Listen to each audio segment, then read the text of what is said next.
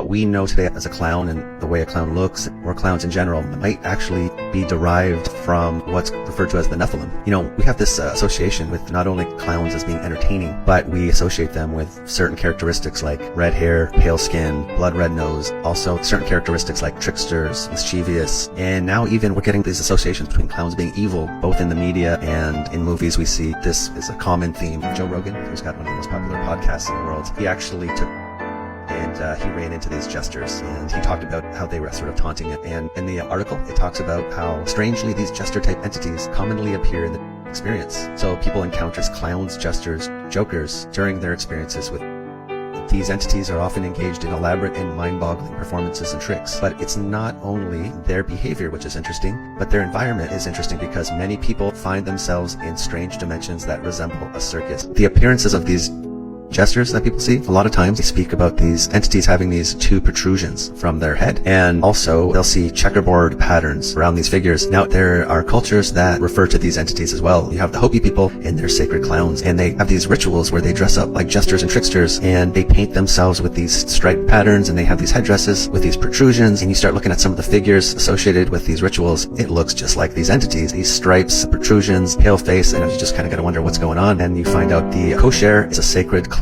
of the Hopi that you're likely to see at the Katsina ceremonies. He is one of several clowns which are sometimes called jesters or tricksters, and they say the koshers are sacred entities of the Pueblo world. So you can see the protrusions, the stripes. I wouldn't be surprised if these are indeed real entities that are non-physical, and the Pueblos were interacting with these entities, and it's the same entities that people who take are encountering. And it's not just an archetype, it's not the collective consciousness. We're talking about real entities, and their environment is very circus-like, and what we're seeing in the physical is just a recreation of that. In movies, right, you got some Mad Hatter, Alice in Wonderland, pale face, red hair. You had also in that movie the Red Queen, pale faced, and I believe in the background you had this jester here, pale face protrusions. Also, you know, we look at McDonald's and Ronald McDonald, the Hamburglar, they got their stripes. Ronald McDonald, obviously the clown motif, and it just makes you wonder if the influence of all this is not what we think it is. At Beetlejuice, right, he's this pale-faced character who is a troublemaker and he's irreverent. A lot of these same characteristics just keep popping up, and I wanted to show you a 25-second clip. It's going to be somebody who's drawing a demon, and as he's drawing it and showing it, there's a manifestation that happens. It's going to have some relation to this image that you're seeing with Beetlejuice here, so let's take a quick look at that. So it's really grainy and it's low quality here, but this person's showing a drawing that he did of a demon that he saw, and as he's doing it, something's materializing behind him, and it looks like it's attached to him. It's got that striped pattern,